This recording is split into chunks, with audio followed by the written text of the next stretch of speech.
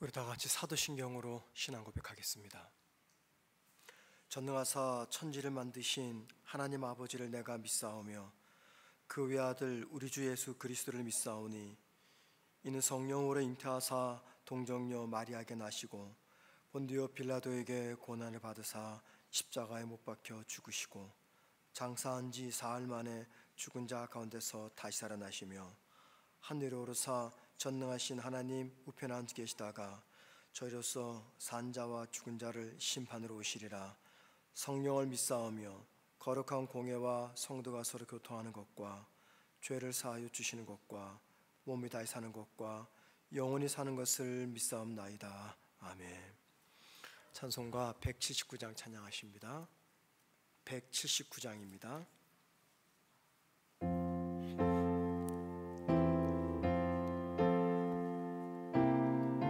179장. 주 예수의 강림이 가까우니 저 천국으로 들자 회개하랴. 주 성령도 너희를 부르시고 무천사도 나와서 영접하네. 주 예수니 너희를 찾으시니 왜 의심을 하면서 오지 않나. 온 세상 죄 다 당한 어린 양은 죄 많은 자 불러서 구원하네. 이 세상이 즐기는 재물로는 내 근심과 고초를 모면하리. 또 숨질 때 위로를 못 얻으며 그 천국에 갈지도 못 찾으리. 내 아버지 주시는 생명양식 다 배불리 먹고서 영생하라. 고드심을 버리고 주께 오며 그 한없는 자비를 힘입으리. 아멘. 하나님 말씀 보겠습니다. 누가복음 12장 49절에서 59절입니다.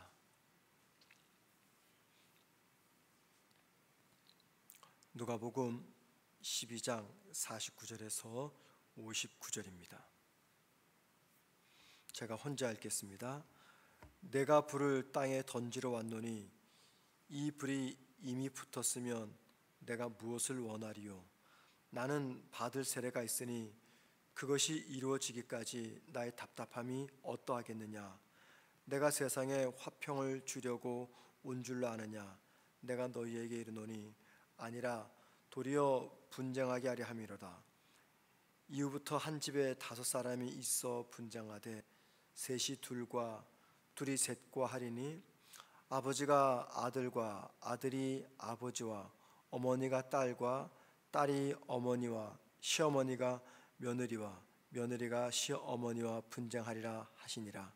또 무리에게 이르시되 너희가 구름이 서쪽에서 이는 것을 보면 곧 말하기를 소나기가 오리라 하나니 과연 그러하고 남풍이 부는 것을 보면 말하기를 심히 더우리라 하나니 과연 그러하니라.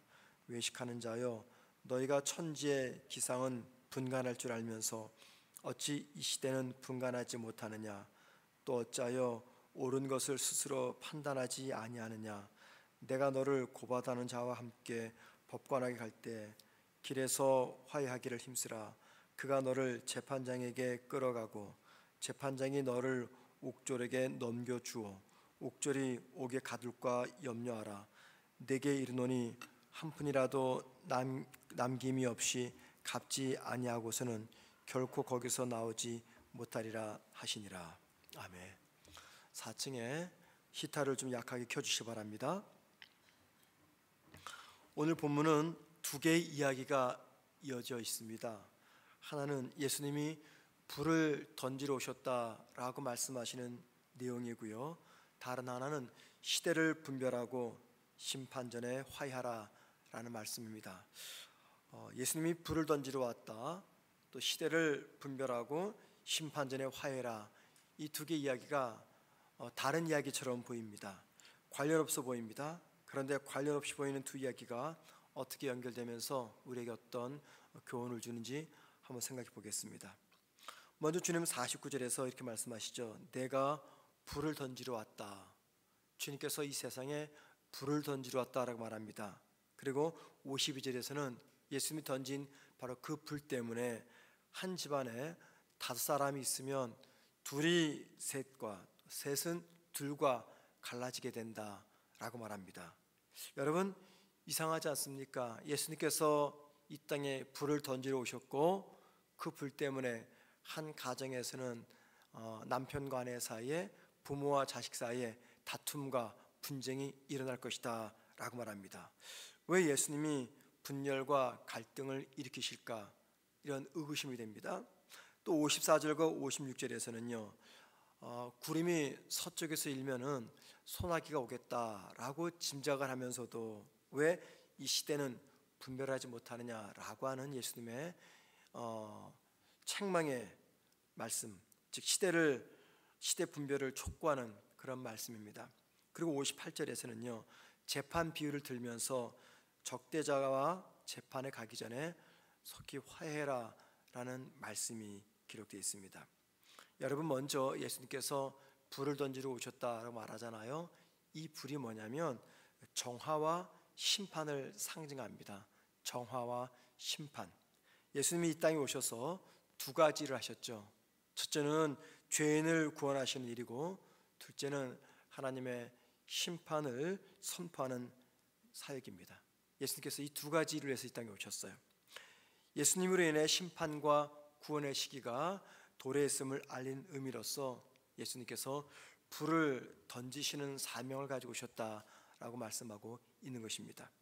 이어지는 50절에서는요, 예수님은 당신이 받을 세례를 이야기합니다. 주님이 받을 세례가 무엇입니까? 십자가에서의 고난과 죽음을 의미하죠. 예수님의 사명은 죄인들을 위해서 죽으시고 부활하심으로 구원의 길을 여시는 겁니다. 이게 예수님의 사명이죠. 그런데 인류를 구원하기 위해서 죽으시는 예수님의 죽음은 사람들 관계에 분열을 가지고 왔다라고 말합니다. 51절 한번 보세요. 51절 이렇게 말합니다. 내가 세상에 화평을 주려고 온 줄로 아느냐? 내가 너희에게 이르노니 아니라 도리어 분쟁하게 하려 함이로다 라고 말합니다. 이게 무슨 말입니까? 예수님께서 오셔서 복음을 전하셨죠. 그 복음 앞에 어떤 사람들은 회개하고 예수님을 따라가는 길을 선택합니다. 하지만 어떤 사람들은 예수님을 거부합니다.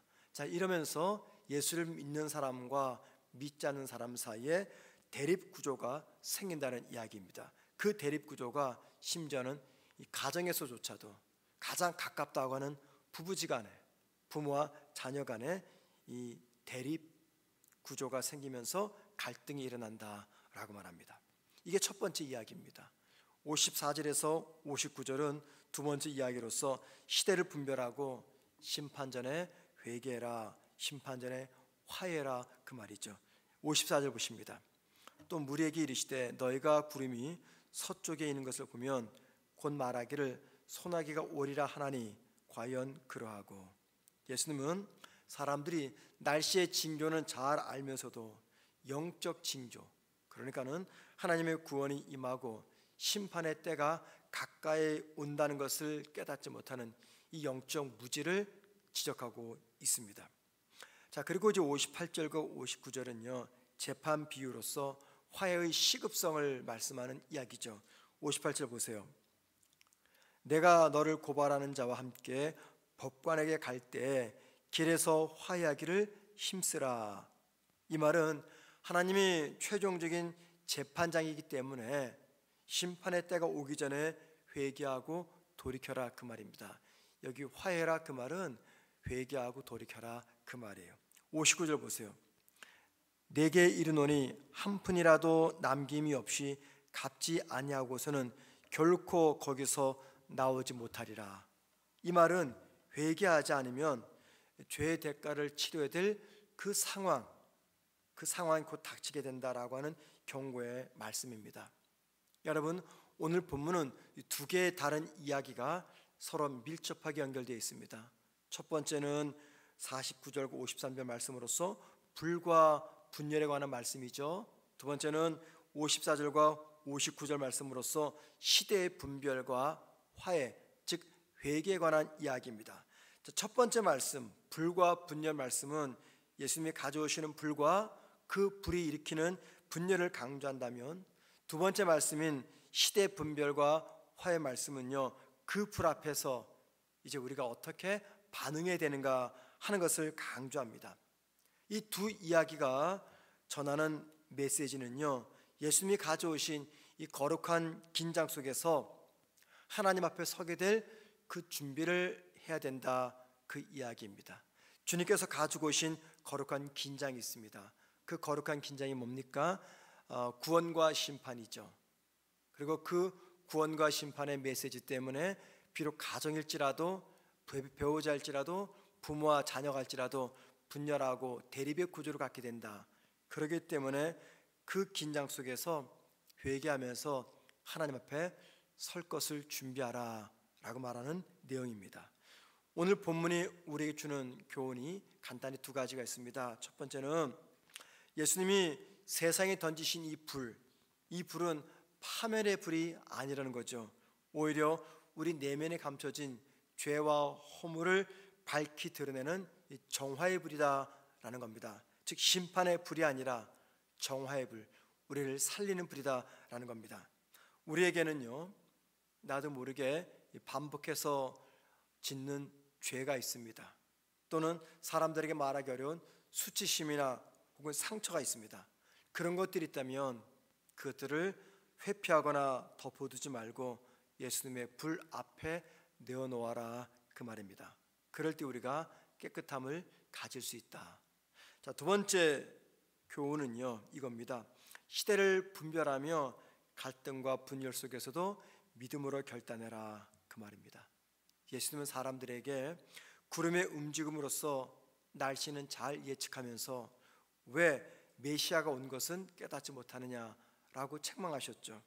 여러분, 오늘날 우리는요 정말 이 세상이 어떻게 돌아가는지 너무나 관심이 많습니다. 그럴 수밖에 없는 게 우리가 손쉽게 세상 돌아가는 이야기를 접할 수가 있기 때문이죠. 예전에는요 신문을 구독해야지만 신문을 통해서 시대에 돌아가는 것을 알 수 있었습니다. 그런데 지금은 굳이 신문을 구독하지 않아도 우리가 인터넷 통해서 내 손에 있는 조그마한 스마트폰을 통해서 이 세상이 어떻게 돌아가는 건지 너무나 잘 압니다. 인터넷 뉴스를 통해서, 유튜브라는 매체를 통해서, SNS, 소셜미디어, TV 뉴스, 우리가 세상의 소식을 접할 수 있는 게 너무나 많아요. 그러다 보니 정치에 관심이 없는 사람도 정치를 알게 되고, 시대가 어떻게 돌아가는지 별 관심이 없는 사람도 조금만 신경만 쓰면 이 시대가 어떻게 돌아가는 건지 우리가 훤히 알 수가 있게 됩니다. 자, 그러다 보니까는 뉴스, 정보, 시대 흐름을요 너무나 잘 알고 있습니다. 그런데 정작 그런 과정 속에서 하나님이 나한테 무엇을 말씀하시는가를 놓칠 때가 너무나 많습니다. 시대가 어떻게 돌아가는지는 정말 잘 알면서도 하나님께서 나에게 뭘 원하시는지, 하나님이 이 시대 속에서 어떤 일을 진행하시는지 우리 영적으로 꽉 막혀있는 영적 무지의 삶을 살아갈 때가 너무나 많습니다. 여러분, 주님께서 말씀을 통해서 저와 여러분에게 교훈하시는 것은 시대의 흐름을 아는 것도 중요하지만 말씀과 깊은 기도를 통해서 지금 하나님의 뜻이 어디에 있는지, 우리 가정과 우리 교회와 이 시대에 주시는 음성은 무엇인지를 질문하고 답을 찾으라고 말씀하고 있습니다. 예수님이 불을 던지러 오셨다, 이 말은요 우리에게 긴장감과 동시에 소망을 줍니다. 그 불은 죄와 불의를 태우는 불이자 동시에 우리를 정결케 하고 우리를 생명으로 이끄는 불입니다. 다만 그 불 앞에서 사람들이 분열을 경험하죠. 주님이 던지신 그 불을 수용하는 사람이 있는가 하면 그 불을 거절하는 사람도 있습니다. 이게 무슨 말이냐면 이겁니다. 믿음의 길을 걷는다는 것이 때로는 내 사랑하는 가족조차도 인정하지 않고 알아주지 않고 동행하지 않고 또 동의하지 않는 힘들고 외로운 길이다라는 겁니다. 믿음의 길은 외로운 길입니다. 왜요? 이게 좁은 길이기 때문에 많은 사람들이 따라오지 않거든요. 좁은 길이기 때문에 사람들이 비웃거든요. 동의하지 않습니다. 그래서 주님께서 불을 던지러 오셨다, 이 말씀이 우리에게는요 믿음의 길이란 외롭고 힘든 길이다라는 것을 알려줍니다. 그런데 그 분열과 갈등이 결국 저와 여러분을 하나님의 나라, 즉 하나님 앞으로 인도하게 된다는 것입니다. 세상을 분별하기 전에 먼저 내 영혼을 분별하라, 이게 주님의 말씀입니다. 세상을 분별하기 전에 먼저 내 영혼을 분별하라. 여러분, 날씨 징조는요 기가 막히게 잘 알아요. 시대 흐름은요 기가 막히게 잘 압니다. 관심도 많습니다. 그런데 하나님의 역사에 대해서는 별로 관심을 두지 않게 되면 바로 그분이 오늘 말씀을 들어야 되는 분입니다. 세상 돌아가는 이 이슈와 함께 관심과 분석만 늘어놓지 말고 내 영혼의 상태를 잘 살피면서 하나님의 때 앞에서 내가 어떻게 준비하고 있는지 내 자신을 정직하게 돌아보라는 말씀입니다. 하나님의 말씀 앞에서 늘 내 자신을 점검하고 돌아보면서 예수님의 불이 비추는 곳에 숨김없이 나아가는 저와 여러분 되기를 주의 이름으로 축원을 드립니다. 기도하겠습니다. 하나님 아버지,